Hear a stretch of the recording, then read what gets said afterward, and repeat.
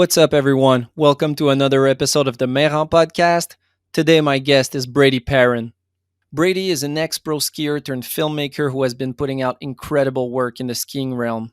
Since his 2016 debut working with Henrik, Harlaut, and Phil Casabon on their movie Be Inspired, he has won 2 X Games gold medals, has worked on projects with legends like Jossi Wells, Tanner Hall, and Jake Mageau, and with brands like Armada Skis, Monster Energy, and The North Face. Brady had a unique style while skiing, and he definitely brought it to his filming, editing, and directing. It was a pleasure to talk skiing, filmmaking, and a bunch of other stuff with him earlier this season. He's been an inspiration to me on the filmmaking side of things in the past few years, and I hope you enjoy this episode. Big thanks to this episode's sponsors, Axis Board Shop and Planks Clothing. Also, big shout out to the patrons on Patreon, Will Cameron and Raf Diaz. Let's go.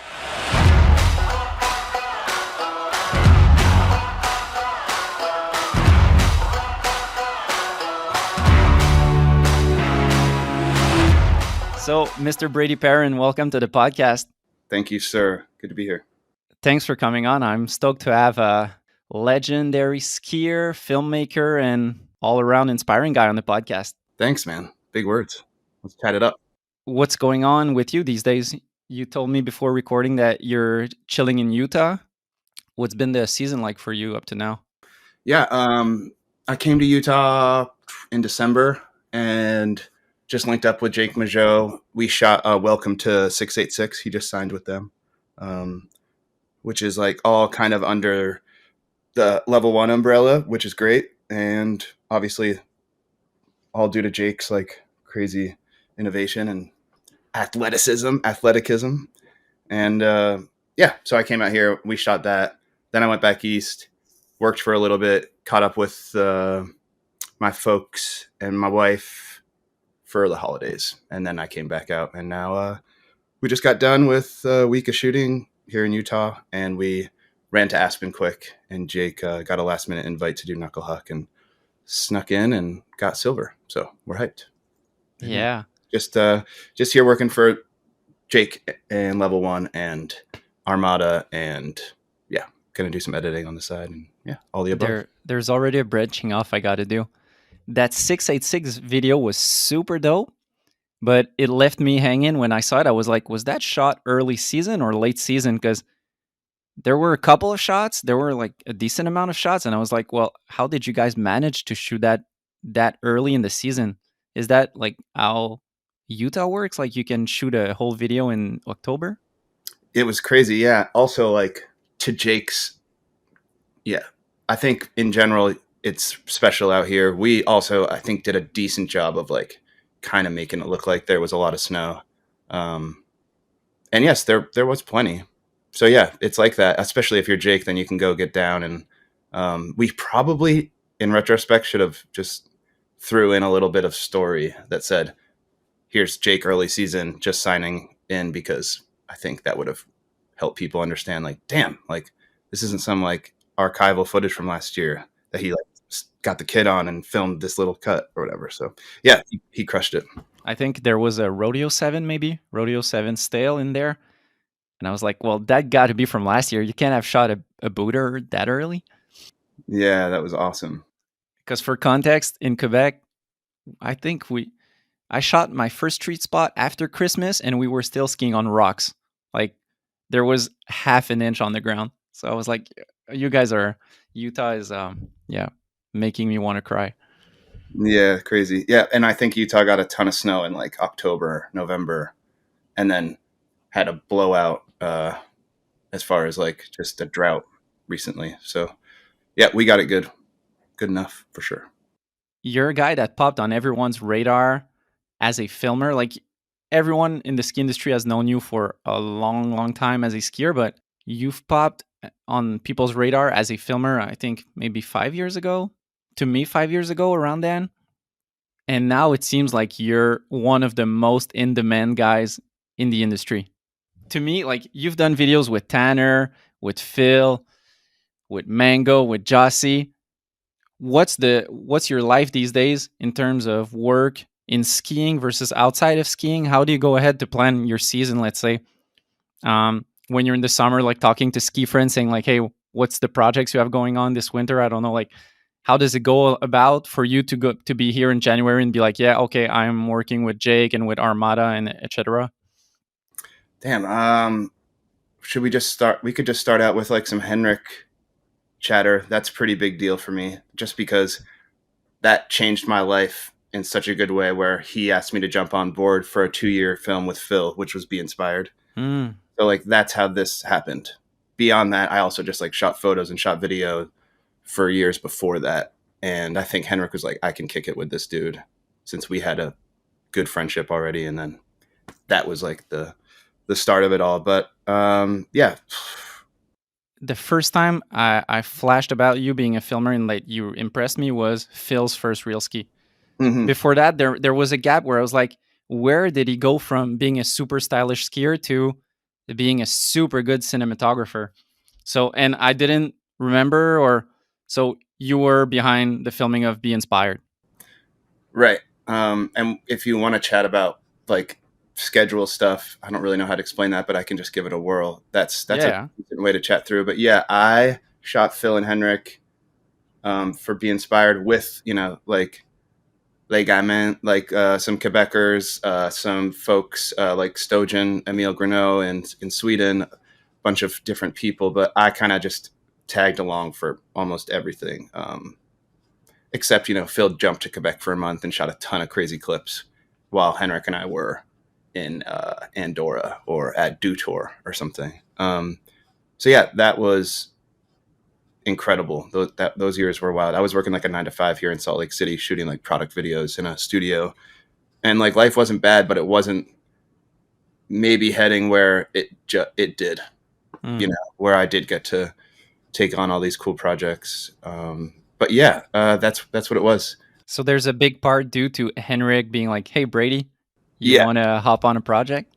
yeah. I remember that call being like, "No way, here we go," and I like was pretty easy. It was easy to like quit my job at that point. Like maybe I was gonna head towards like some stable income, but I probably just missed the life, man. Like real talk. And I never, yeah, I got to like I got to get mine in like a different way, and it was like set up in such a way that I could like experience all these new things, like Europe even. That was amazing. And then also like just got to watch the God like do his thing, and then obviously got real tight with Phil over those 2 years, which led to pretty much like a revival of my I got to just like experience the craziest shit with Phil and Henrik.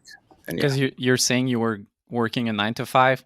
Was there a time in there where you were like, I guess you were thinking of getting out of skiing because you were never the kind of guy who would go to the Olympics or X Games. You were more of a style centered skier, film skier.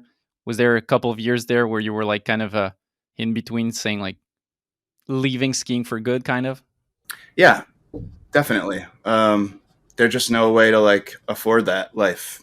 And I just wasn't marketable, and I was scared of that weekend warrior type shit, but I don't know, I was sitting okay. I had like a good group of friends and everything was like working out, but it was pretty easy to jump aboard the Henrik offer, and that was just game over. Yeah, so like if you can imagine, I filmed like Quebec seg of them skiing street together.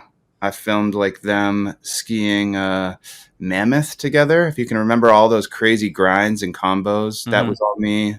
That kind of stuff up in the mix. Yeah, I'm trying to think what else was in Be Inspired. A ton of backcountry clips. There's like crazy Henrik Dub 10. So the callback to filming was 2015, I guess, because Be Inspired was 15, 16. Yeah. And then how did it roll after that? I did that one. They cut it, which was great. And so I like was off the leash, and I don't know. I think I was probably like off the project in like an April or something in Andorra. And then I linked up with Henrik, and we filmed a few more clips in Hood. And then after that, Phil got healthy. We got in touch. I got hired by Spy to go on tour, this thing called Squash the Beef Tour. And I was just like the film guy, and I just made cuts for each stop. And then I like just pressed on Phil. I remember being like, dude, let's just go on tour and you can show up for all the Spy pieces, and then in between the tour dates we can like shoot for a project, which was his tempo. That was like crazy nice. And then after that it was like love, and we could talk about real ski, and I'm so glad he brought me on. And yeah, that was a crazy 2 years doing real ski, and three even. We tried to do three, and then Phil got hurt, and then we called it off. And yeah, I think two was plenty, and he was hesitant to do three, and we were like, well, what else is there to do? Let's just try and make something special anyways. And yeah, and then inevitably someone's going to get hurt doing this shit. So yeah, unfortunate. Yeah. Do you think it's a just a matter of when? I don't know. At that level, man, it's like these street rails, these street spots, like hitting rails, especially, I think is like really scary. Like, I think it's a fun take to see. Like, I love watching street rails, and it's never going to get like old to me. I think it is just like, it says something when you have like a pile of snow that's kind of soft and a wall ride above it. That's like a lot different of a, there's no cheese grater stairs. There's no like skirting on the rail with the rail next to it type life with the legs coming down on the rail. Yeah. So, and that's like been on everybody's mind forever, hitting street rails. Like, that's just like the scariest stuff. So like, kind of like watching Mango approach things, he's like, I'm cool with like, we hit a street rail this year and it was so sick actually to see him on one, but it's like, you feel like you're getting away with something big time, you know? I'm not like, don't hit it. I'm like, do whatever you want to do. Let's like keep like looking for spots, but that stuff is scary, man. Big time. And now it's time for a first sponsor break. It's the end of the season, and Planks Clothing has got you covered. Planks' end of season sale has landed with up to 40% off ski wear. They've got great deals going on ski jackets, pants, accessories, streetwear, and more. The sale is going on while stocks last, so go on at planksclothing.com and check it out. Planks Clothing has been supporting dope athletes like Yuho and the Real Skiffy crew for years now, and I'm stoked to have them as a sponsor. Support companies that support skiing. Support Planks Clothing.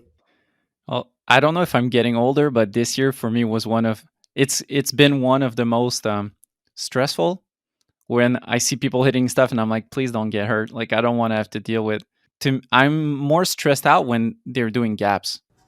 Okay. I don't know. When I see good rail skiers, I'm like, you're a cat. You're gonna land on your feet. You're gonna be good. When you're hitting a big gap, it's like a park jump. You just need to land a bit awkward, and something can happen. Yeah. So I'm always like, I don't ask the guy like, are you good, when they fall off a rail, because I see them and I know they're probably good. But always when it's a gap, I'm like, are you good? Yeah. No, I hear you. Yeah. And like a lot of that stuff is just like a big gap to a flat eventually. So it's like gap to down rail and then flat. And then you're just like, ooh. And anytime you get into winch territory, it's like, it doesn't take much error to go too fast. And if you go too fast or too slow, you get into pretty like consequential stuff. Yeah, for real. We're like going to start up a winch maybe and try one soon. And we'll be definitely weary of that. Try to be. You know? One of the guys I've been shooting with, he bought an electric winch. I don't know if you ever tried those with like the little remote. You like it? Dude, it's the best thing since sliced bread. Word. Yeah. Like, the battery is super long. They go super fast, and you just have your little like Nintendo controller with the. Yeah, there's someone that's supposed to like that hit up Jake. I'm gonna seriously like, I'm no joke gonna hit him like right after this and be like, dude, will you follow up on that? Like, we have this like monster, you know, this gas powered like monster. It just takes up like all the room in the truck. Yeah, and then someone has offered it, like some maybe from Finland or I forget where, maybe Sweden or something. But there was someone who was like has a company that was like, we can just give you one. And I'm like, dude, and if they give you one, and it goes in a backpack. Oh like, my gosh, dude, you're killing me. It's pretty heavy, but yeah, still, no, that's nothing. Yeah. Yeah, we have like Jake like ice fishes, so we have this like monster sled. You can imagine he pulls his gear onto the ice with. So it's like that kind of little backpack thrown in there with like my backpack, and just like lug that thing up a hill or into it or towards a street spot or something. That would be so easy. No joke. I'm gonna like press on that on Jake or somebody, just like, or maybe I'll just try and figure it out. You know? Yeah. Yeah. Yeah. I guess we can talk about Phil, but talking about might as well while we're talking about Jake. Tell me how that came along. You guys came out of left field with a super original cut with Freehand last year. How did that come about? Were you already friends with Jake? What was the situation behind that? And also maybe like what's the situation with Level One being like they seem like kind of a rap label, kind of hiring producers to make pieces on the side. Like what's the situation with that? Yeah, so I think they just had to like adapt to the day and age, which means like you can't really make a DVD feature film with like everybody that you love with their sponsors, and then they kind of tore it down, and then they kind of are, I think, are just like rebuilding by producing and like having that like wing with Jake and Level One. They actually did a podcast with him and Oliver, which was great. And at the end, since Oliver mentioned he was going to go to school, they were like, "So what are you going to do, Jake?" He's like, "I don't know." And they were like, "Well, let's do something." And then I got word of that. And I think it was just going to be whoever could do it, kind of. And it was kind of like, I just felt like that's calling my name. Jake and I have been friends for a while. He's like kind of little bro. And then we like live in the same neighborhood in Salt Lake. And it's like, come on, let's get this thing together. So Connor at Level One, Berman, everybody helped out. We had like a nice deck and we made sure that everyone was taken care of. And Jake and I kind of just got carte blanche and could do whatever. And for us, that's it's like amazing to have that little bit of help and energy, and then for us to just do whatever we'd like. And it was kind of a weird year with like COVID and how we were going to handle everything, and if we were going to travel a lot, and also like just it kind of being more spur of the moment a little bit. And we just like hung out that summer, talked about things a lot, skated just outside my house, hanging a lot. And then when winter came, we were like, okay, let's get busy. And then we managed to make that cut, which I really like that cut. I think it's like I think it's just a nice balance, just because Jake like done did some crazy biz. And I think it's nice to see him in that package to contrast it, because I've said it before, like I wish I shot all that wild X Games stuff that Jake's done. But at the same time, I love that we got to do this, and I think they just like complement each other. And I think maybe I could say that Oliver feels pretty similar. He probably could be like, I wish I shot Freehand, kind of in the way of like, oh, it just like looks like it feels like this with Jake. And then I'm like, damn, I wish I shot Jake do like dub 12 off the roof or whatever. Like, it must be so nice to have that how you said it, to have that liberty in terms of scope, saying like Level One is paying you. You have your goal is basically like come out with the deliverable is a video. Was there, like you have a lot of freedom as long as it ends up on YouTube, on Level One's YouTube in the fall. Do what you got to do.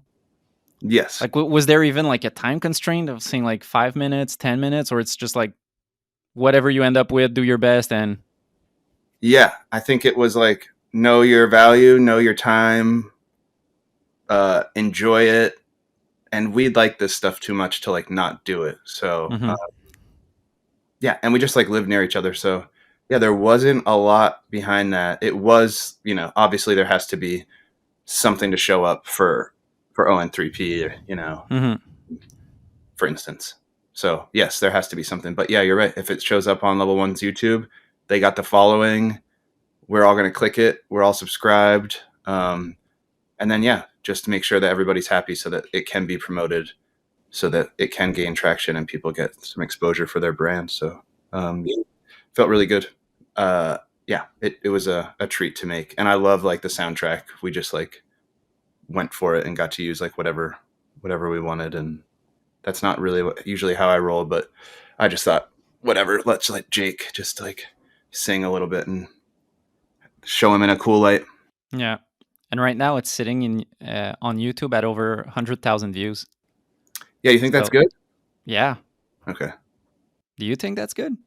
Yeah, I think that's good. I mean, like, it's so hard to tell, man. Like, dude, 100,000 views in 2022 for me is a box office success. Word. Yeah. Okay. Like, understood. With skiing, right? Yeah.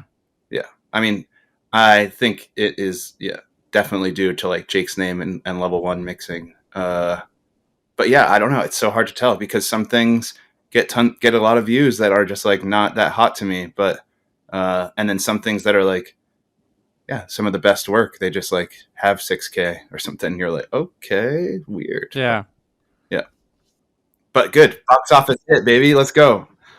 Because I see like Phil's, I'm just like looking through YouTube right now, like Phil's Mount Hood edit from this summer as 40,000, Nuance as 35, Super View as 40. Like, Yeah. it's hard. It's hard out When there. you get 100, it's like, Yeah. I mean, that's, I think, what we were like reaching for. And that was probably like a goal. That was probably a goal. How about that? Like, yeah, Brady, you better make something good enough to get 100,000. Yeah. Yeah. 100K. Yep. So yeah, we're hyped. We were really glad.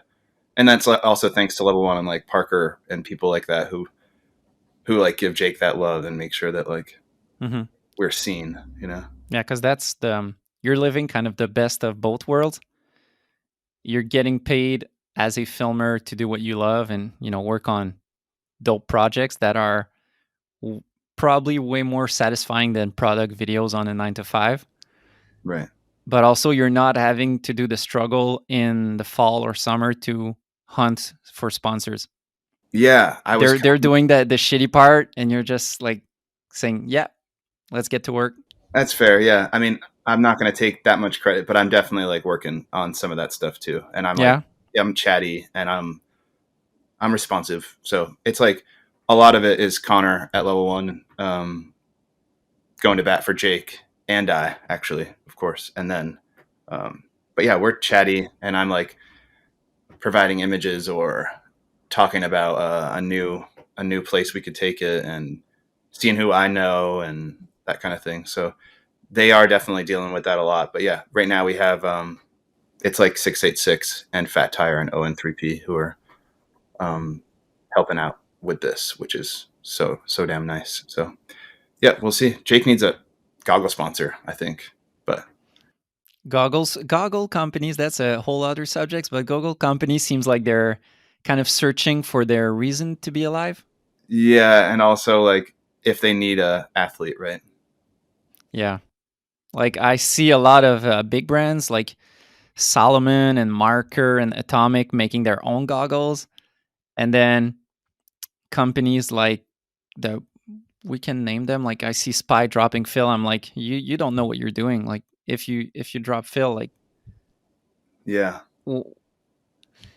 you got to give me a reason to buy your product. yeah. And if every goggle is the same, then give me some good branding. And if you drop one of the most respected and loved guy in the industry, then what are you even doing? Yeah, I wonder. They must just be moto centric, you know? What do you mean? I think they just like probably don't need that much. They probably have accounts enough at rental shops and ski stores where they don't really care. It just like looks sexy in the case, and then the rest of it's like moto sales, like motorcycle. Yeah. Like, Okay. Dirt biking and stuff. Yeah. Yeah, you're right. Because a lot of goggle sales is someone coming into the shop at the bottom of the hill and seeing the rack and being like, okay, what's the one that looks good right now? Yeah. And who cares who B-Dog is, I guess. I'm just trying to think that's where their head's at. That's where the money is, I guess. But I hear you. I'm like, God. But that's something that I always have a hard time with is Me too. there's a disconnect, because I guess you could always make that argument for anyone, like who cares, whoever is. But then I remember 10 years ago skiing in Quebec, and one kid out of 3, like, you know, the park was filled with Orage B-Dog jackets. No doubt. So yeah, saying that you don't care is like, it's kind of a lazy argument. I know. I hear you. In the branding of a certain product, there's way more than just like, the athlete being associated. It's like, did you do a good job of promoting it? Is it looking good? Is it like, you can't just blame it on and saying, oh, people don't care about you. Well, I think they do. Yeah. No, I understand. And I agree. I was just throwing it out as like, maybe that's the Spy example. I have no idea. But yeah, I mean, I think Phil should be on like a 10-year pro model goggle contract, you know, mm-hmm. and they should be like flying him everywhere to like make sure they have the material to brand it. So, because there's been a lot of autonomy for riders these days, where they're kind of their own marketing brand, brand pay you and do your stuff on your Instagram and make sure you get your likes. And it seems like kind of brands have shied away from actually working hand in hand to build the marketing. Yeah. Not just being like, hey, post your rock star with yourself on your Mhm. Instagram photo. Totally, bro. Yeah. And yeah, I think actually like Phil and I have talked about that where he's like, he has to like manage me. And he's like, wouldn't that be sick if like you were just like an Armada filmer and you were flown to Estonia and I was flown to Estonia and then we shoot this like ski thing like it was back in the days for him, Mm-hmm. Uh, and then like he just can like walk away and the cut comes out under Armada and Phil's a pro skier again and it keeps happening and happening and happening, right? So yeah, I think there is a little bit of like, yeah, there's just a balance to be met because some companies like really want to see just a cell phone video that someone shoots of Phil like walking towards the skate park with a monster or with a Mm-hmm. and that works because it kind of creates accessibility for the viewer or whatnot. But at the same time, like there needs to be the other side of things probably, so these dudes don't have to, or these people don't have to like always manage their own media, and yeah, it's a tough one. But And now it's time for another sponsor break. The season might be coming to an end, but Access Board Shop still got everything you need. If you need to change up some ski gear, they've got a bunch of stuff on sale, and they're more than ready for the spring and summer season. Go check them out in person at their shop in Saint-Sauveur, Quebec, or check them out at accessboutique.com. Yeah, I guess without getting into the numbers exactly, with the Jake project, you end up making a good living. Like it's worth your time for you to do it. You guys managed to get enough funding for it to be valuable for you. yeah, I think last year I kind of took the, like for me, maybe I took the hit um, a little bit, but I also like did have a lot of freedom and probably could have like signed up for more work, but was also like pretty dedicated to like making sure that I didn't let anybody down, including Jake, um, so yeah, kind of took the, like kind of invested in that last year. And then this year things are a little bit more proper, which is nice. Um, and I also just like kind of know how to work it, like, and know how to like let Jake have space. Like that dude is hilarious with his life. He's like gonna trick this crazy spot and like we're gonna talk about it and think about it all the time, and then he needs to like press the reset button and he knows it.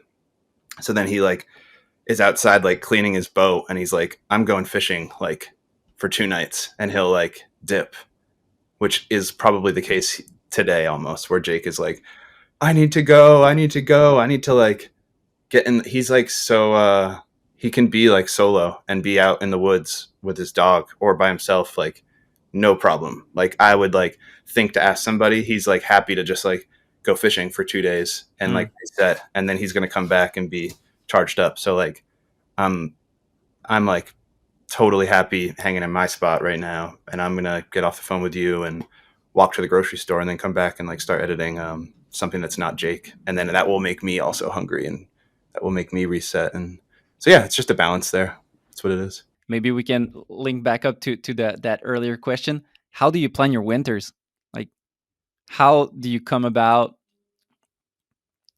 choosing your project or planning them in advance? Because in the ski world, you can't be planning something on January 1st. You got to be a bit ahead of your time to get the funding and everything. Yeah, man, that's tough because weather and people getting hurt and all the above, and like also just making people commit, including myself probably. But like, yeah, so I kind of aimed at working for my aim. Like, I wish I could like work for my brother at Treefort Lifestyles. Like that would be, and that's kind of like one thing that I would love to do someday, and like trying to also invest in. But yeah, I would like to work under the level 1 arm. That sounds great, which is like us making sure that Jake is taken care of and that I can get paid to make something from, ON3P and Fat Tire and 686 in this case. So that's like one. Then Armada, I've just been like part of that team forever. So I make sure that I have like a backbone there. So like I shot like a Liam Downey cut in Vermont this year. That was like one of my like tasks for them. And then I have like multiple others that will come this winter and this spring and this summer, so that I can like have that backbone. So then that's like 1, 2, and then monster. In this case, I'm like, okay, I'm going to do a monster project, which was kind of like similar to me, like taking whatever, how many hours to do like the Jossi thing last year. Oh yeah, that's kind of what it is this year. And then like hoping that we can all go to like something like Kimbo, which also like at the end of it has like an Armada team roundup, which also like goes towards where I'm heading with them. And then I'll try and do something this summer and not pile too much on like editing, as far as like keep shooting, keep shooting, keep shooting. Something has to become of it, right? So yeah, that's kind of how it worked for this year. I don't know if that helps answer the question, but yeah. Tell me how's it going with Jake this season.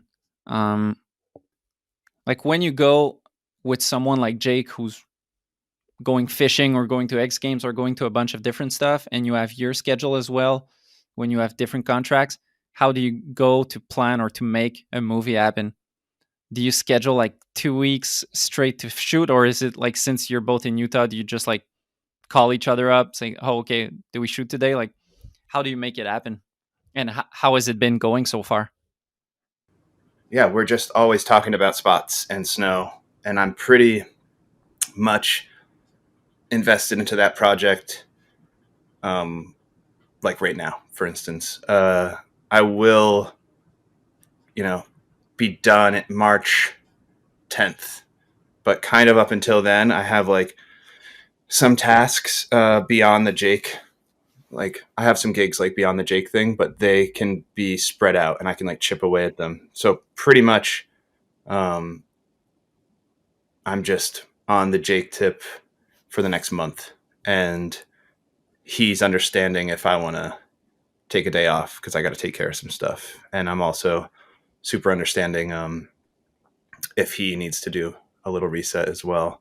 We did have a pretty good schedule. Some of it based around, like a Baker trip to Washington, and some of it based around when we have to be in Utah. Like my gal is going to come to Utah for a couple weeks. So we're going to like try and stay here and save some spots to like check off. And he'll probably leave for a few nights during that time as well, to go like ice fishing with his buddies or something like that. So yeah, pretty much on a Jake tip these days. And that is just about like in like a couple hours, I'll probably talk to him. He's probably going to tell me like, we just got back from that, like the Aspen adventure, which was just like me tagging along pretty much and going to see friends. And I shot like a cut that might go online sometime by at least one of the sponsors, one of his sponsors. So there's no, there won't be any knuckle huck shots in the movie. Yeah, we kind of just decided that. We were kind of like, people saw it probably, and it will probably show up regardless. It's already like showing up obviously online. So it's kind of like, let's keep it spicy and surprising for people so they can't really anticipate this like crowd, chanting with Jake, classic like competition vibe when it's a knuckle huck. I don't know. But yeah, Jake like hit the knuckle 5 times and landed and did like fly stuff. So hype for him. You were a skier doing urban and all that stuff with 4x9. You did a lot of back in the days, it was more like going with the whole crew hitting spots. And it seems to me like with Phil, with Real Ski, and with Jake, there's a lot of solo spots. As a filmer, when you only have one skier, you kind of have the whole responsibility of keeping him stoked and like being the guy to talk to, versus when there's a bunch of skiers, there's the group of friends and they're all talking together and seeing if there's changes to be made. Whereas when you're alone, not only you need to get the shot and make it look good, but it's like, you got this, bro. Kind of keeping the skier happy. Yeah, luckily I have been able to work with friends, so it's kind of just like in us to speak like that. Yeah. But yeah, there is that dynamic that's definitely strong, and I don't know, like maybe some people thrive off of it. I think Phil probably did. Maybe he was like allowed to focus versus like, but I don't know. We were hanging with like Emile, like Bergeron, and he's like, the nicest fucking dude. So it's like, like You can't be mad if he's around you. He's like, no. yeah. And actually, Phil and I are pretty intense dudes. So like, always during those days, say, for example, Emil was just like such a perfect like friend and medium in between, like to have. So he would like lighten it up, but he's also like down to like talk shop with Phil. So they just like get to go and talk Well, about the size of the lip and stuff. And I'm like, the Quebec quack is so strong, man. I cannot understand you. what's the vibe when you're filming with them and they start going full Quebec mode? Yeah, man, it's so deep. I don't know. I can't get them, but I'm just looking for context clues the whole time, and like kind of also like when to interrupt and when to just like let it fly and just keep it rolling. So I don't know. Yeah, I just like I wish I could speak French, but I learned a bunch and learned more from them, and it's fun. But yeah, it's great to be in Quebec and to like try and practice and whatnot. You said something interesting. You said Phil and you are intense. Yeah. When you say Phil is intense, I feel you 100%. You know he's dedicated, and you've put a lot of cool behind the scenes shots in Nuance and En Particulier where you see him like throwing a fit. What talking to you, you seem pretty laid back. Like, what's the Brady intense? Like, what's your way of being when you're filming in the streets? Oh, I don't know. I think I'm just like a strong personality, and maybe like even like maybe chatty, and maybe like my encouragement is my like encouraging like words are like could be taken as like, dude, you need to shut up or something like that. Which isn't even to like point at Phil. It's just like in general, that's like how I am. And like it's like we laugh about it. People like I probably laugh about it with Phil and Jake and other people. But yeah, I don't know. It's just like I got a lot to say.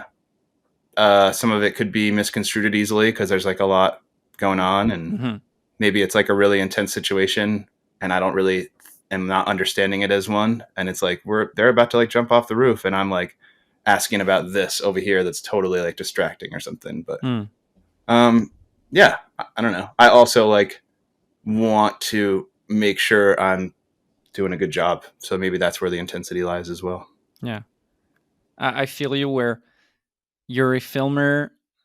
So there's that whole part of the job that you're looking at, but you're also a skier and you've been doing the same stuff. So you also, not to go in their lane, but you know, you have an opinion on what they're doing. Yeah. And that might be the setup, might be the trick, might be how they're doing. Right. And maybe that is a little bit like, but I think I quickly can like break it down to make people comfortable so it's not like this. Because I don't really take that in like an ego too much. Because like I get to work with like these crazy talents, you know, like, so I don't really think that, I think that they understand right away. Like, okay, he doesn't mean he's coming from this place where he like knows best. Yeah. But it's more in terms of trying to help out the guy rather than like imposing something. Yeah, exactly. Well said. Yeah, I think I do take a lot of pride though in like helping aid that situation and maybe looking at it like, hey man, you don't get to see it from over here. Like you've just done this 7 times in a row. Go back to what you just did where you started. And they're like, okay, that's helpful. You know, sometimes it might be like, shut up, bro. Like, but also like in general, also we can just like roll to a spot and I can say, dude, what if you do this? You know? And honestly with Phil, we're just like cut from similar cloth with that, where he's like literally about to tell me what he's going to try at the spot and how we're going to build it. And I just say it. And then he goes, I was going to tell you that same thing, dude, you know? And then we both are like proud about like thinking like coming off original. And then we're like, oh, we're not original. Like we just both thought the same thing here. So you're just on the same page. So that's just the best scenario. Right. There's some good chemistry there. Yeah. Like there's a cut of Phil. Oh, where was it, man? Probably towards like Treblant or something. He's like flies under the rail into like this embankment. He does like 180 in one of the real skis under this railing. Yeah, he just like comes in. We have a little bank turn. It's like a tall like sanctuary kind of trick. Yeah, and he goes under the rail. This hip, yeah. Like I remember like that moment. I was like, dude, you could fly under that rail sideways and try and land switch down the bank. And he's like, don't even talk to me, dude. I just thought the same thing. And then like we just go get clipped up. I remember that was like a nice, amazing day and a really cool clip. Yeah. There's been a lot of evolution in ski filmmaking, like from the early 2000s to at some point it seemed like everyone had a crane, and after a crane everyone had a glide cam, or same thing for street skiing. At some point it was the closeout trend. Everyone wanted to hit a closeout and do a 6-out. You kind of brought a fresh flavor with again, I go back to Phil's real ski, but it's more than that. But with Phil's real ski, you brought a flavor and a way of approaching urban features that was really out of the box. You brought in an aspect, because in skiing, you think a lot of how can I make the trick look good, considering the feature, considering the trick they're doing. But it seems to me that you brought in a cinematographic element on top of that. That you choose an angle that makes the skiing look good, but that also has a cinematic feel to it. One I think in mind is in one of Phil's real ski. It's a down rail in Shoei. He does a lip to one, to hand drag, to switch. And you come in the in run. There's the start of the rail that we see all the way through and that stays in the shot. And that's just some types of shots that, one, they look super good. There's two parts of that. It's super artistic. It's a way of filming that no one really did, or it really stood out to me. And then also when I see the behind the scenes, you don't have any gimbals or glide cam. You're all in, like holding it in your hands. I guess I'll simplify it. Where does your filming inspiration come from? Like, where did you get that style or that way of approaching urban filming? Well, there's like this run and gun aspect where I'm like trying to always be available and be like involved with this rhythm. So if say Phil is ready or somebody's ready, then it's like let's do this like right now kind of thing, and let that repetition build so that people can get momentum. There's probably an aspect to like creating some sort of like closure to a clip, to a trick, and at the same time like really like honing in on what sort of like feature and architecture and everything that's going on to like lend it to the trick and lend it to the closure of the trick so that we can like get to the next place. So yeah, and then so with like the run and gun life, it's like I kind of we have all these like DSLRs. They do a great job already. There's something like kind of grimy about it kind of being handheld, even though like a lot of that time I'm like have like just a camera strap around my neck.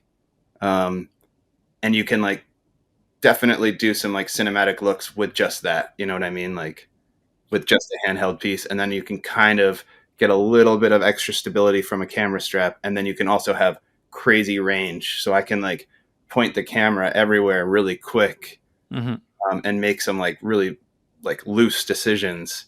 But after it's been done so many times that in that moment, in that day, then those like loose decisions become less terrifying. And by the time, say, Phil gets that clip or that trick finished, hopefully I'm in a good place where I've done it also enough to make something stand out and show him in a nice light. So yeah, that was probably me like skating in 80, 100 times to that rail. And I built like the day before I built like my own drop-in ramp.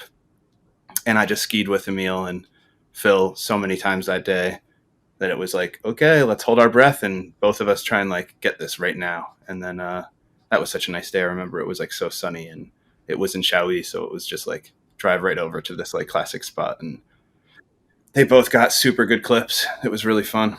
That's cool that you remember that one. Yeah, I gotta say, I did a shot this year and I might have plagiarized that. Okay, love it. Hell yeah. A rail that That changed. That whole spot changed, no?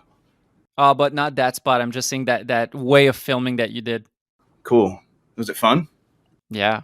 Yeah, that's also part of it too. I'm like still got that juice where I'm like kind of trying to be active still and get a little bit, back into this like skier mindset. So for me, I'm kind of there doing a little bit of like a trick, Yeah, I like feel you. it's nice to keep moving. Like I didn't grow up like standing behind a tripod Yeah. that much. So like, I'm like definitely hungry to like move a little bit. Last year I didn't move that much and I still got mine as far as like expressing some creativity, but I did a moving shot with Mageau recently that felt so good, and it was like kind of renewing this like Phil life because we did a lot of. I held ski boots on a lot with Phil, and I think we took some pretty big risks, and we got rewarded. So Same thing for me as a skier foremost.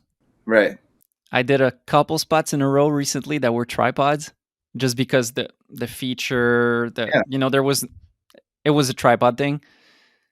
And then yesterday I went back to like skating the whole day with my skis and the glide cam and just getting that energy. Like as you said, it feels like you're also part of doing the trick when it's I built my like you said, I built my own drop in yesterday. You have to get your timing, you're getting tired also. You feel like you're not just a lazy boy in the background with his tripod. You're actually like part of the team. seriously, yeah. There's definitely some like chemistry there, and I think when people are getting followed through the park, say, and there's a camera on them, it's like time to show off. That's like what it is. So like Phil and I would always talk about that. I'm like, at this moment in this clip that we're about to get, you're going to be like showing off the most right here. And I'm going to be right here. And he's like, I feel you when you're coming at me. And that is hopefully making him like get amped up to like show off and shine. So, yeah. And there is something also like I've tried to like really let some static clips sing in some of these like cuts that you've mentioned, say like in Nuance or something, like just like it's okay to use the tripod, and I need to like I'm probably going to be doing more of that and really like creating that contrast between the two, and maybe get more rowdy on one side and then cleaner on maybe like a more of a static angle or something that like shows architecture that's not so like cluttered with my like moving uh, obsessive like ways. Yeah, I think that's been two of my biggest inspirations recently in ski filming is you with the just your approach to features where you show them in a different light or with different movements that we're not used to. And then with the I think it was Payban, anyways, the guys at the bunch where I think it was in Is There Time for Matching Socks where there was a lot of static shots, but that they let breathe. And that was just really different from previous ski stuff where get a good composition, get a nice shot, and let us enjoy. Like we don't need to have like an hectic thing going on. We can just like let it chill for 5-6 seconds and Yes. it feels good. Yeah, I got to shout out Paben and Gustav and Janilla. Those dudes are amazing. They've been amazing forever since they were like so young, and now they're just like just taking off. I love what they do. They're big. They're big inspirations for me. And then like obviously, I can just shout out all the heavyweights that are like older than me, but like those dudes had just put in the work. Like they've been killing it. Like amazing. There's so much filmers in skiing that are ex-pro skiers or just filmers that are part of your generation. Like when we think of Michael Clark, might be a bit older, but Michael Clark and the Stepped guys, and you probably know a lot of them, friends with a lot of them. Were there an inspiration to you when you were in the switch between skier and filmer of like seeing that there was a possibility of making a career and like because the Stepped boys blew up like a couple of years before, maybe like let's say 2014, 15. Was there something seeing like the success they were having and feeding off of that? Yeah, inevitably. I definitely it probably goes like way deeper than it probably goes way deeper than I even know, but that was just definitely a part of it all. At the same time, like I don't really know exactly if I'm gonna be like at the level of say Nick and Alex and Cam and Charlie and Clayton, like There's not many people on that level in the world. Like in the world. they're Yeah. So I would like to like I'm gonna try and like make my moves. I'm sitting in my pocket. I feel pretty good.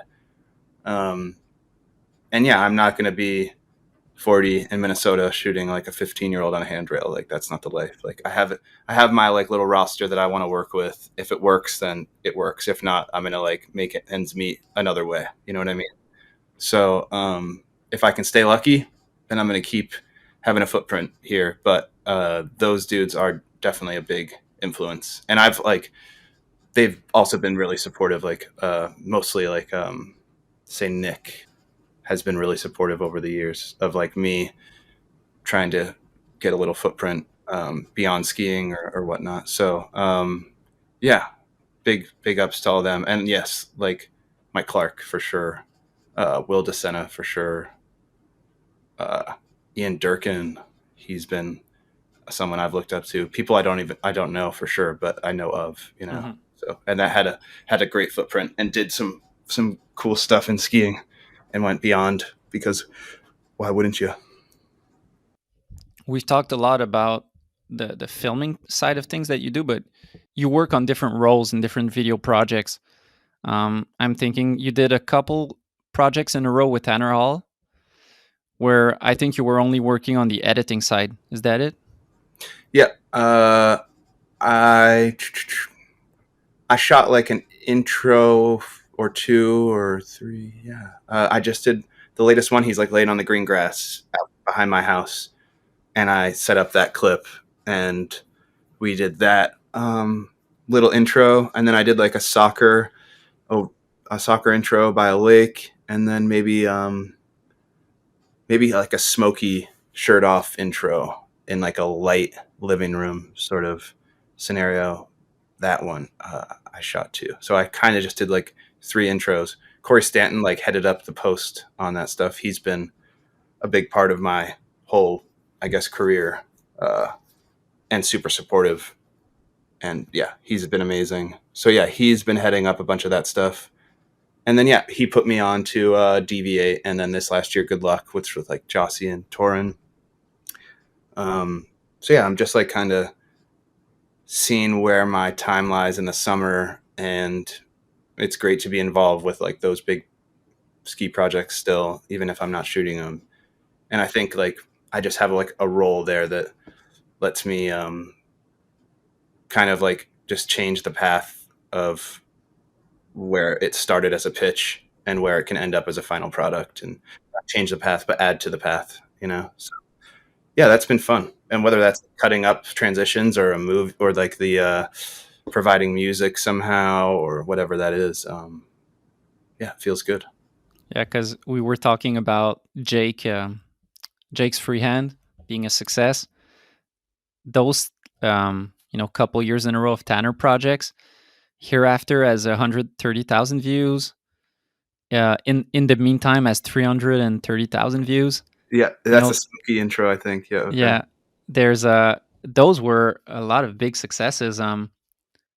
How do you enjoy, or how does it work for you, or how do you feel when you work only on like the post production side of things, versus like with Jake, you're from beginning to end.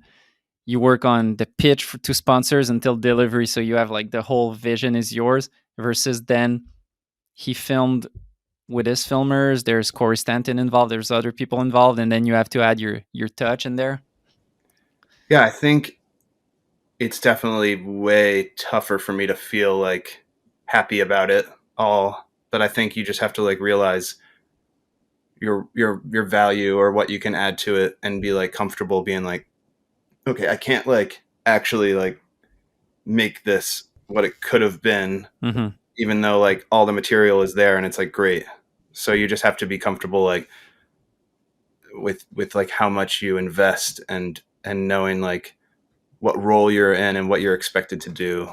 So I don't know. I like I get to just like tinker kind of and put in my like set amount of time kind of throughout like a month period. Say that's like kind of nice for me. It's like have one thing that during that month that has to get done in like 4 days, but I also have this thing that can take 30 days to like pass back the project file or whatever it is. And then like also just be like a part of like the whole process. So that's just like in feedback and notes, and like being like responsive, and also being like providing like here's where the cut is today, and then please give feedback in 3 days type life. Mm-hmm. And then when they give feedback, I can plug it all back in, change up those things they said, and also add a few more of my own little like touches, and then right away export again. And then they're like, okay, it's changing. And then we feel some sort of like momentum.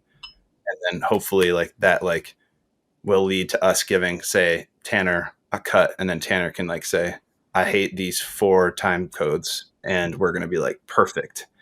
And then before you know it, the package is like kind of getting cleared up, and then somebody can like polish it, whether that's me or Corey or whoever.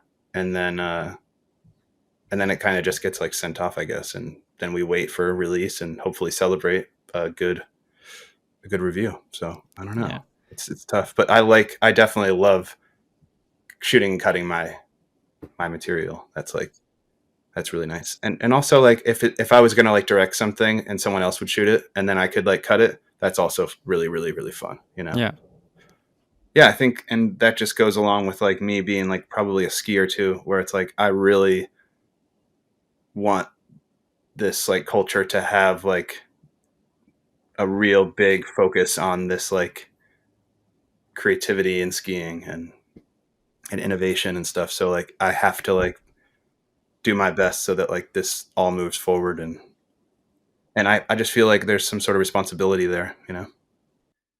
There was a point where skiers were kicked out of snow parks as if we didn't have a place there, you know, kind of had to build our respect in the culture. And it seems like now we have our own identity, our own visual identity. Like you see ski filmmaking and it's its own thing. Yeah, no, I think that's fair, especially in the street stuff there. I would say that's like pretty fair. It probably gets a little more similar with POW, with Backcountry, I would say. Wouldn't you? Yeah. Well, I've never been the biggest fan, just on a personal taste, but yeah, to me it seems way harder to me to get creative filming wise in the backcountry. Like I give major props to people who manage to do it, because yeah, like I saw clips of Etienne with Alex Hall last season, and he was following him in the backcountry skiing with his GoPro on his stick and like trying to do something creative, and I give him props for that, because it seems like the natural choice is just like, okay, I'll stick my tripod somewhere and trying to get it, because there's too many constraints to make something, totally. You know? Yeah, you really got to anticipate like what's going to make you like have the strength to do it. Like, and yeah, big props to Etienne and Sean Logan, super creative. The CK9 dudes for like the Sammy projects we've seen, that stuff has been like amazing. Definitely like risky and a lot of work and a lot of like professionalism with that stuff. Yeah, I'm looking forward to trying spicing my take on that when we get some snow. Yeah, because as you said, it's a lot of risk and reward. And for street, when I build my drop in to do a follow, or you do, there's no risk. Like we're good skiers, and all we have to do is do our 4 feet drop in and follow. Like it's easy. But when they're doing follows in the backcountry, like that's not easy skiing. Like getting the good shot while also skiing down the POW line in BC or wherever. That's like a thing that I'd be anxious on my end of being like, I don't want to mess up that shot. Totally. Like, is it worth it? Yeah. It is if you get it, but if you don't, you look like a clown. Yeah, you feel a little like greedy, but you're also like, gotta play ball. Yeah, I don't know. That stuff is really hard. I'm not like super snow science oriented. I don't really have all that knowledge, so I like try and stay pretty clear of like the big heavy zones, unless I'm like with a team where I can get like the okay. So yeah, I'm excited though. We're trying to look for snow right now, so we're gonna experience some of that. Jake and I are here soon, hopefully, and get him more in the air. Yeah, because you've done your fair share of BC jumps and all that stuff in your past life. What's your guys' vibe? Because in Utah, it seems like you drive 20 minutes and you can get to a zone. Like it's not as if you had to go to Alaska or something. What's your plan, urban-wise, POW-wise? Do you have some ideas in mind of maybe booters, or like what's your without spoiling, what's your vision of what you want to create with Jake? probably just like pick up on where we left off last year and include maybe more airtime and more snow, and not shy away from street, even though like Jake is from Bend, Oregon, where there's like good snow and stuff. He can just shine in all aspects. So yeah, we just left out a few things last year probably. So we're gonna like kind of hone in on those and maybe just like stick to that. So yeah, we've been filming mostly street so far, but that will change in the coming months, which will be great. So just gonna try and like show him as like well rounded as possible, you know. Are you stoked on what you've been getting? Like, is there some bangers in the oven? Yeah, I love it. I'm just like a fan anyways though. But yeah, in general, I think we showed a friend or two recently and they were really amped up, so I feel damn good. Just got to get out there again, you know. He's amazing, so once we get to a spot that he likes, it's like pretty much going to be on, you know. It seemed to me as if he was trying to go as big as possible for X Games, trying to win the gold at the money booter, and that he kind of went a bit more mellow last year, trying to go for a different vibe. Maybe not more creative because he's always creative, but just I'll say creative. Just different kinds of setup that are not oriented into like impressing judges. You know, trying to be flavorful. Is there the same vibe this year, or it's? I felt like there was really a clash between his gold medal real ski and freehand. It's like two different worlds of street skiing that are both enjoyable and both like there's not one worse than the other, but it was like two different things. Yeah, I think he was probably a little beat up on like some of the Hail Marys you have to take in those real ski days, and then like being on the road and all that kind of stuff. We like stuck to our zone here, and we kind of, I think he just like also like wanted to enjoy it, and it kind of like takes a little bit of the pressure off him and me to like make something. So it's like kind of like, okay, again, reset, Jake.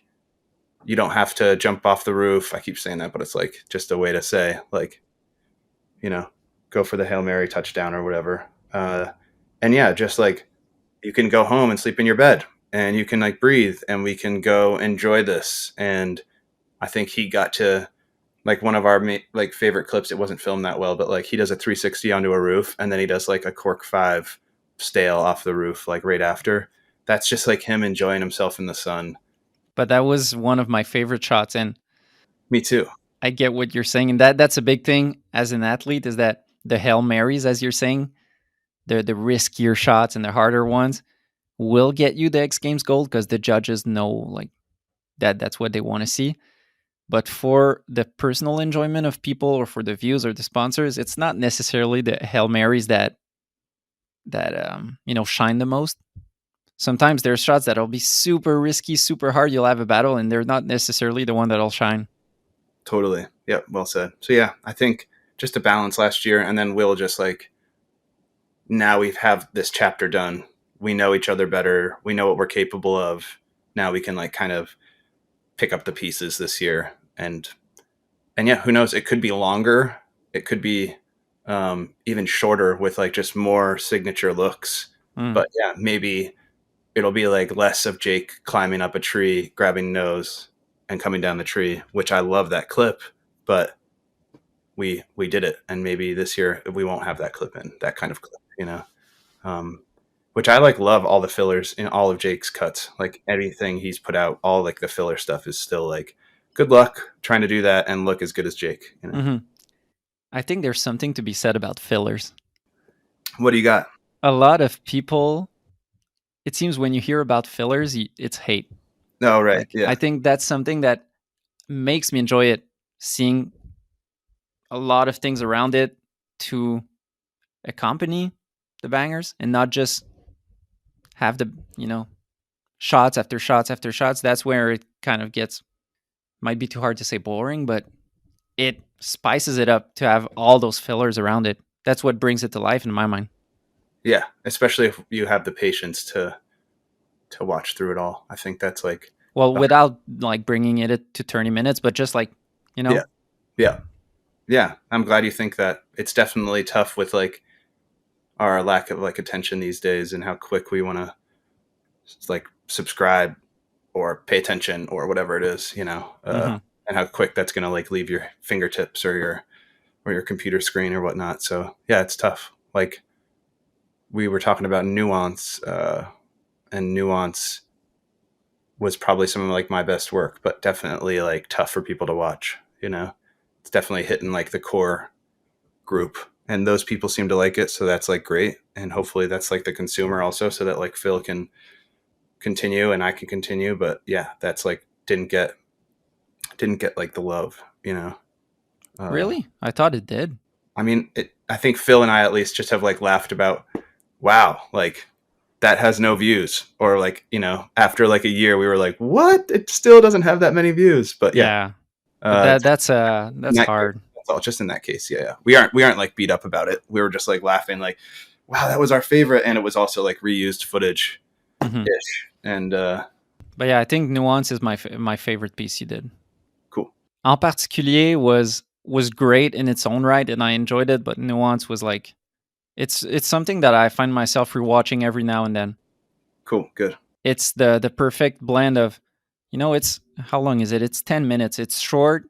You get a lot of great behind the scenes shot. I'm looking right now, like a shot Phil doing a lip to on to a down rail, and you just see a Hydro-Quebec worker. It seems like a worker, seeing him do his lip to with the biggest smile, like, holy shit, what is that guy doing?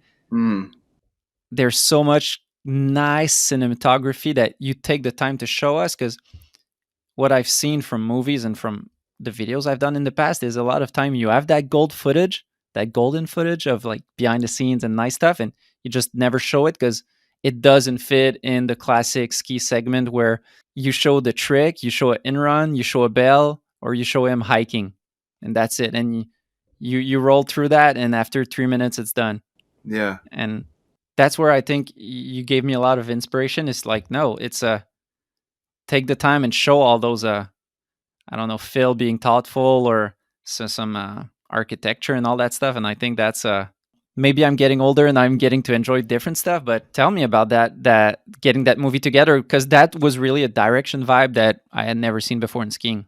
Yeah, I mean, I gotta just be straight up like thankful to Phil for like letting me have like some freedom there, and that was just amazing to like shoot the 90-second cut down and then be like, there is like all this extra that I really, really like. And I think people would appreciate seeing you in that light. So we definitely got the best of both worlds there. And then, yeah, that was like working on like trying to show these different Phil personalities, in the 10 minutes. So kind of like 5 songs maybe. And then I found that J Electronica Bullets, short film that was amazing, and I was like, it's like Frenchy, and she's like talking about like some stuff that's kind of congruent with maybe some of Phil's personality, and then these songs are just like so contrasty, and they speak to us so much. And so yeah, from that like Sanctuary like intro into the super hip hop, that's just like us, that's like that's what the car ride sounds like there, like banging ass hip hop, and then some like real like spiritual type life. So yeah, and then we get to like go into some like goofy stuff, and then some dream stuff, and then some like scary stuff kind of, and then we get to also fulfill like the ski movie need of like this banger at the end that's like kind of makes everybody happy, like from a 13-year-old to like someone like my mom. They're like happy to hear that hip hop song that's like pretty easy on the ears, and then it's like kind of like this epic Phil, big moment at the end. So yeah, I think that's one of the best things in ski videos, when you get the song or the soundtrack that fits with the skier and his skiing. And I think, as you said, with the spiritual thing, that's Phil, like the banging hip hop, but also the more melodic, like almost ambient sounds. Yeah.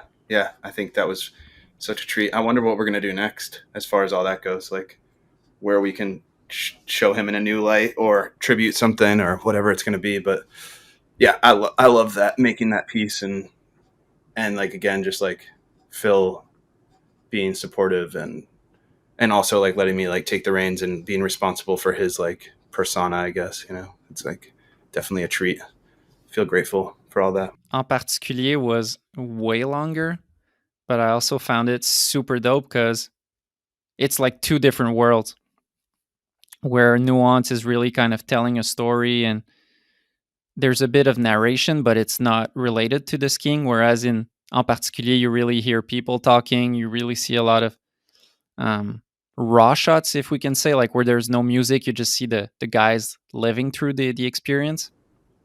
Totally. Yeah, that was also just like trying to see the best of both worlds, you know. And it's so fun to like do something up and shape something, and then also those ones, the en particulier stuff is just like so fun to like look back on and cut up and stuff, and people like don't get to see that too much of him, and then we got to see him in X, and then wow, like that was probably, my friends were like, that's so nice to see, like that's really helpful to understand like how this guy is and what it takes and how it feels to like maybe like not treat every clip or whatnot. And yeah, and to hear him talk and people interact, like we got so lucky with gems that year, you know what I mean? Like Mm-hmm. it's like that guy talking about like when I ski without poles type stuff. It's just like, no way, like did he really say that to me? And I like got in these people's worlds a little bit, and they like let the camera roll, and we got lucky. So I think it was like all, it was all like pointing to something a little more raw and like documentary stuff. And then it was fun to like, you know, you can still like feel the Phil Casabon like music video ish stuff where like song, cue song, boom, and now it's like it's on. He's about to get it, and then song cuts. You know, like nasty cuts. Like he lands the trick, and it's like nothing ever happened. Let's go to the next spot, and you're gonna start crashing. It's like whoa, that's how it is. You know. Props to you because you managed to get a lot of gems, as you said, of encounters and Phil talking, being maybe a bit frustrated and stuff like that, that are easy to miss. Yeah. Like there's a lot of times, maybe tell me how it is on your end, but on my end, where sometimes you have more serious talks and you're not filming because you're into it with the guy and you don't think of capturing it. Or like if you have an encounter with someone, you're just busy talking with him and then you're like, oh, fuck, I should have filmed that. Yeah. And I think like I got pretty hyped on what En Particulier came to be, and then the next year I had to like really like dismantle all that stuff and be like, all right, it's never going to be the same. Like it doesn't work the same year in and year out. It's just like this is going to be a new year. I already like missed that clip, but I got this one. So where are we heading? You know what I mean? Like, Mm-hmm.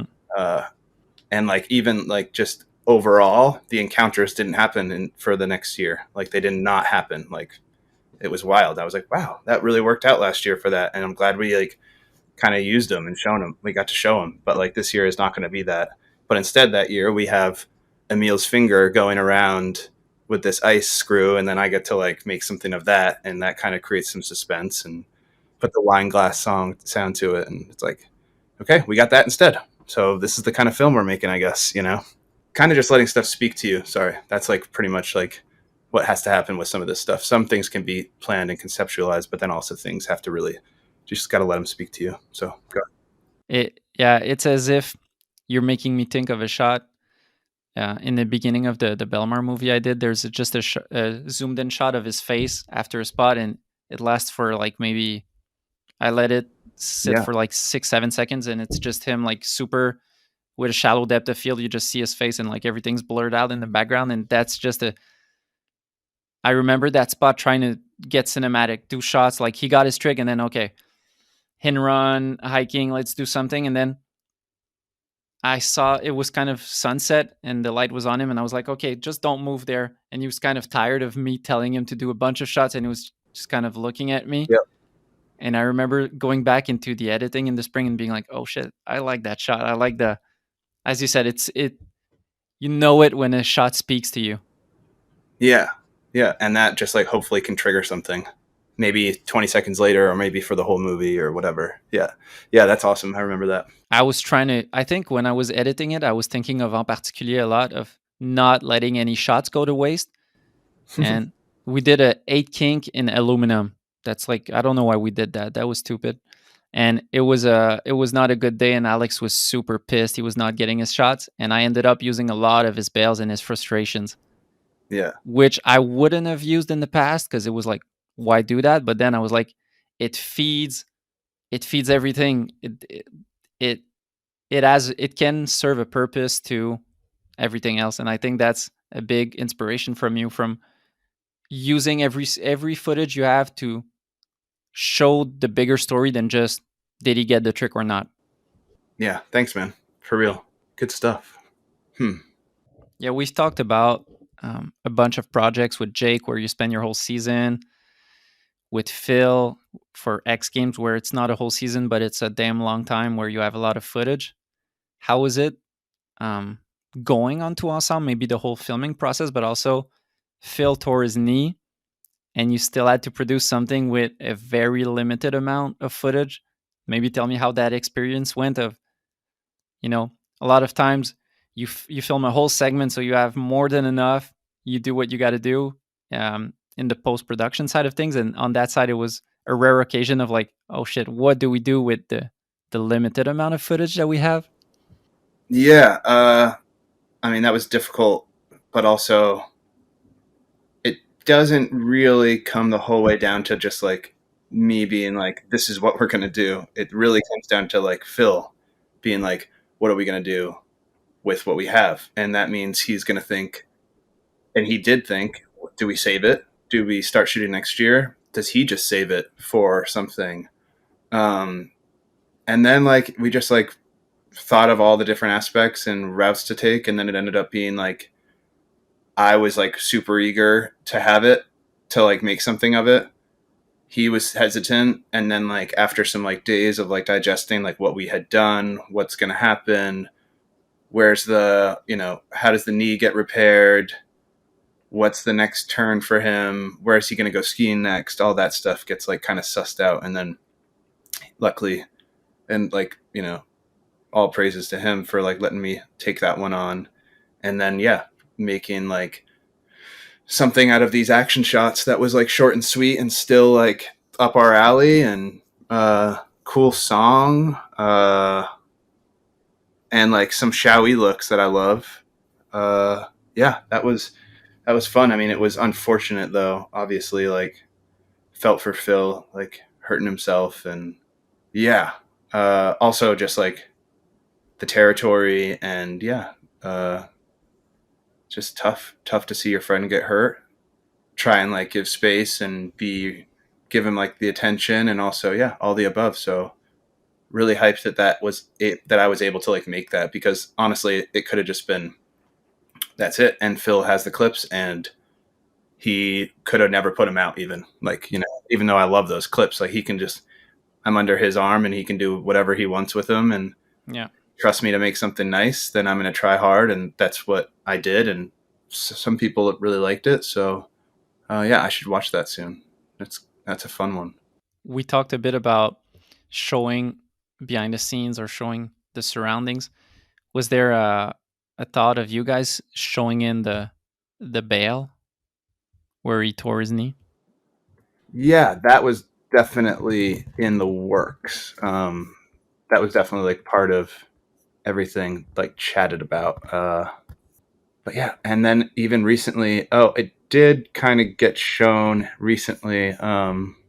His Tyrolia cut. Sorry, I'm pulling up Ensemble just to like recall how some of this was. But yeah, that was like shown recently, and In his Tyrolia cut? I think it was like at least talked about. Maybe it wasn't shown. I think I cut a Tyrolia thing that they didn't use, and it was shown, That's actually what it was. And then in his Tyrolia cut, he just talks about how He talks about the transfer rail. the transfer rail, yeah, not the rail where he hurt himself, which makes sense. My obsession type stuff. Yeah, and like him being obsessed with like getting a rail in town and doing this like crazy, incredible transfer, and and overcoming it, obviously, right? So yeah, that was great. And then yeah, that clip will probably be never shown unless, you know, there's like the Phil Casabon doc full length. Then it's probably going to show up, I would hope. We'll see what happens there. I mean, Phil is going to need that. I mean, he deserves that, and everybody deserves to see that, you know. So maybe that's where it would show up. And Like a Lion B-Dog version. word up, exactly. Yeah, Like a Lion was really well done for sure. On a level that few ski movies have managed to. Yeah, I think that goes like, yeah, it's overlooked, and I think that there was a lot of talented people involved with that one, and yeah, Tanner's still on a tear, so maybe there will be something more, but we did get to see that whole Tanner Hall ride up until then really well depicted, so that was good. Yeah. The interviews, the filming, the soundtrack. Yeah. It was like top notch. Yeah, tip top for real. Yeah, such a good one. I'll have to rewatch that one. Definitely. I've watched it a bunch, but I'll probably like watch it with my lady. Like she probably would be like tripping out to see like, okay, that's where Tanner's coming from. Yeah, you know? Having an outsider perspective on it. Yeah, it'll be fun to share that with her. Yeah, I always like watching stuff with my girlfriend who's a skier, but not into free skiing, and seeing her, what's her take or what she gets out of it. Yeah, and a lot of time it's not what we like see. We see details, and sometimes it's totally different experience. Yeah, I think my wife Ida, she has like lent a lot over the past 5 years to my eye probably, and like she's like super supportive. So, but she also is like pretty critical, and not like it's always like, Ida, come watch this, but I like definitely show things to her a lot that I'm making, and we also just like watch a bunch of things together. So it is helping to have that partner, that teammate that like can look at it differently, and I can just like soak up her reactions. Yeah, you know what it is. You trust her opinion, but also you trust that she's gonna tell you straight up what's up. Yeah, it's funny with her anyways. It's just like, come in here, come watch this, come in here. And she's like, it looks the same, bro. Like, don't even call me in here anymore. Talk to me in a week, like, Yeah. So yeah, there's that aspect for sure. And I'm like, it's so different from yesterday. Like I switched everything. And she's like, it doesn't seem any different. Like do something more, So I have a lot of that with my girlfriend where I'm like, oh, I don't like that shot. Which one do you like best? I think this one's shaky. And she's like, I don't know what you're seeing, but it's not shaky. Or like, some details that you're too into your shots and you know what happened. And she's like, it's all good. Yep. And you're like, cool, I'll let it roll. Thank you. Appreciate that. It's quality control. Do you ever work on editing cuts during the winter, or you wait for it to be over? No, I'm pretty hands-on right away. I like to. Oh yeah, you start working on it right away? Everything you've mentioned. Probably en particulier. Yeah, everything you've mentioned. I touch everything like right away. Yep. I try to. Yeah, I think I like to use the enthusiasm to get somewhere right away, and then also like, yeah, I was just like talking to Foster Meeks about it. He just asked about that same thing, and I'm like, yeah, like, he's like, it seems like what you just showed me from last week, like, is kind of like heading somewhere already. I'm like, yeah, that's where we're gonna pull from later, like in the project file. It's gonna come from that. I know that's a habit that I should take. That would help me later on in Maybe. the spring to get ahead, but Maybe. I've never done that. Yeah. It's all because I always feel like, well, I can't work on something if there might be a shot that I'll get in 2 months that would go instead of that one. So like, it just feels unnatural. I'm the kind of guy, I want to have all my pieces together and then I'll start playing with the puzzle. Yeah. Yeah. I think I just like to feel like I'm getting better at what I'm doing by seeing it treated in post a little bit. And then also like, maybe that would be encouraging for us to go somewhere again, or not again, but go somewhere next, and like see what we can do and what would like complement this big street rail with this like backcountry jump, say, or whatever. But yeah, I think I just like get ahead of my post in the summer with like touching it right away. And I also I think that's just like how I work. And maybe I would be better the other way, but that's just what I'm doing right now. And I like it. So I'm kind of like, that feels great. But I mean, I know people, right, that stuff it away until August. And they shot it like in November, and they're just like, don't see it until August, and they kill it. So, and it feels like refreshing, maybe, so. Do you have already your soundtrack in mind, or you do it with another soundtrack and it might change during course? I like, say for the last like week that I was shooting Jake, I just like changed. We've shot for 10 days or whatever. Like, not every day, but like, yeah, we've been together for 10 days, been scoping things and driving around and shooting some places. And I've probably like come home, got a clip, massaged it, put it in the cut. And then when we're sitting there, I changed the song like 4 times. Yeah. So he's like hearing himself and seeing himself and all in a different light every time. And I'm like trying to feel out like what might bring like excitement, or this might be a lull in the movie, like something like a little more mellow or whatnot. But yeah, I definitely like changed that. We're probably going to like hone in on something soon. And then probably I'll try and stay away from it and use whatever songs I like. And then when I'm like going to tie things up, I start like really taking a month or something to like tie everything together with the chosen song that we have like permission and licensed and whatnot. Yeah. But yeah, I love it, man. I'm like showing Jake to like some like crazy hip hop, and then I'm like literally putting on like a yoga sound, like a just an ambient like tone. Yeah, and we just get to see it all. Like, and then we have like some like pop song. He's like, he's like put on this like, he's like listening to like a Shania Twain song in his pickup truck or something, and we just like play around with like some funny stuff too. But yeah, it's fun. Yeah, let's close out with I had some questions from people on Instagram. Oh, you did? Okay. Will Cameron asks, what's your favorite segment and favorite movie in ski movies? Let's go one by one. Favorite segment. Oh man. I don't know, probably like what got me was like Mikhail Deschanel in Royalty, Liam Downey in Wicked, Travis Heed in Wicked. Probably those. That goes back. That's like Those ones, 2004. Yeah, those ones like probably really got me. And then it was like a Rainville Hornbeck, kind of that cut. Those like dudes probably like really got me. Yeah, I don't know. Yeah, I think Cameron, I guess, is it, but yeah, he should probably get on, like, check out Royalty and see like Mikhail. And favorite movie. Holy, yeah, I don't know. Favorite ski movie. I think maybe I'll tweak that question, since you and I've seen a lot, because if you go back to Wicked, it's a long time. Maybe favorite movie when you were young, so that like in like pre 2010, let's say, and then one in the recent years. That's probably answered there then. Oh, I don't even know, man. My favorite movie. There's just so many things to pull from. I don't know. I'm also just trying to like give someone like something new that they can like look into, like a Candide, like Wappin, like that was like amazing. Like something like that would be like something they maybe missed. That's like super solid.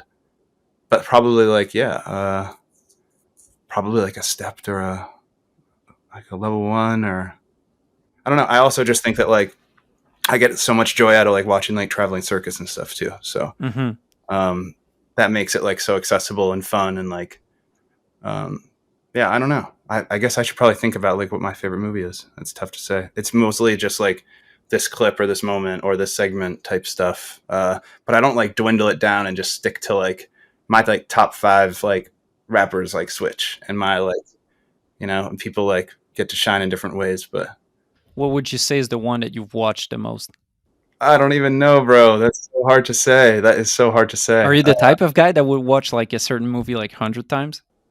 Yeah, but I probably like have been making ski stuff over the past 6, 7, whatever, where I'm like really looking at skiing a lot, and then I'm trying not to always look at what everyone else is doing, but I'm like watching the movie like and loving it. Like, dude, the Foray movie this year like blew me away. So there we go. Tell him that. Like that's the answer.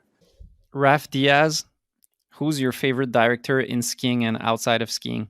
I'm like Nabil Elderkin, Paul Thomas Anderson outside of skiing, and then in skiing. Poof. I don't know, dude. I bet like a Paben, Jay Nilla, Gustav is like up there. Their product, like, man, I don't know. Like the India movie that the bunch made was so well done that like that made me like lose it. I don't know. I think everyone's like kind of tapped in though. Like Phil is a great director in skiing, you know. I don't know. That's a tough one. Who's yours? Who's my favorite? Damn. To be honest, at the moment, I'd put you and Payben up top on my personal taste. That's a crazy compliment. I don't know. I mean, I love like seeing like what like 1,000 skis are doing. Like right now, I'm just like, that's great for you guys. Like, good for you to like take that direction to make your own, and then like you have like you're using all the resources, and everybody's like looking amazing, and therefore the skis are. So yeah. And then last question from Raf Diaz also. What's your favorite place that you filmed? Or I don't know if that's a good way to say it, but what's the favorite place you filmed at? I don't know. I had looked through some B&E invitational stuff from Les Arcs. That was such a treat. I would love to go back and somehow like fit in and be useful at something like that. That was like just amazing, crazy cast, and then beautiful weather, fun nights, all the above. So something like that. I've also just like been in the woods, like walking around the woods aimlessly and found a tree with like Phil, say, and just been like having the nicest day. Living back east right now, it's like so cold and brutal, and I'm actually been at peace with it and loving it. But then I like come here and like Jake's in a t-shirt walking around like in the Utah sun. It's like 33 degrees high, and it's just so easy, and he's just like sweating after hitting a spot. I'm like, this is crazy how like chilling this is. Like actually today, like before we got on the call, I was like walking around. I walked 15 minutes to the grocery store, and it was just like so damn easygoing and nice. So like if we were going to go shoot this afternoon, it would just be like, wow, the weather here is ridiculous. You just have to have sunscreen and water and you're like set, you know? So damn. I don't know. I really like Andorra too. I spent like a really good time there. And then probably I really, really enjoy Quebec. I try and just like really like kind of like assimilate there. And I'm like Phil's like permanent best friend. That's like what we like laugh about. Like we like laugh about it. Like during those 2 months, you cannot catch Phil Casabon without like his friend. Like nobody knows like who that is. Like it's just like there's that guy that's always with Phil. He's like permanent best friend, you know. So BFF. Exact. Yeah. So that shit's so funny, and I can't wait to get back up there and like kick it with some of like the people I've met through Phil, and just like enjoy making something new with him. So I mean, I've really enjoyed Quebec and like just like Johnny Depp on their life. Thanks for coming on the podcast, Brady. I feel like I could ask you a question and talk skiing with you forever, but we did a good while. We did, for real. I'm happy to chat with you later about stuff too, man. No doubt. So hope you have a great rest of the season, and looking forward to see what you and Phil and Jake and everything you produce, because it seems like you're a busy man. Trying to stay busy. Yeah, no doubt. Good stuff, man. Thank you so much. Thanks. Awesome. So this is it for episode 29 with Brady Perron. I hope you enjoyed it. Big thanks again to this episode's sponsors, Access Board Shop and Planks Clothing. Peace.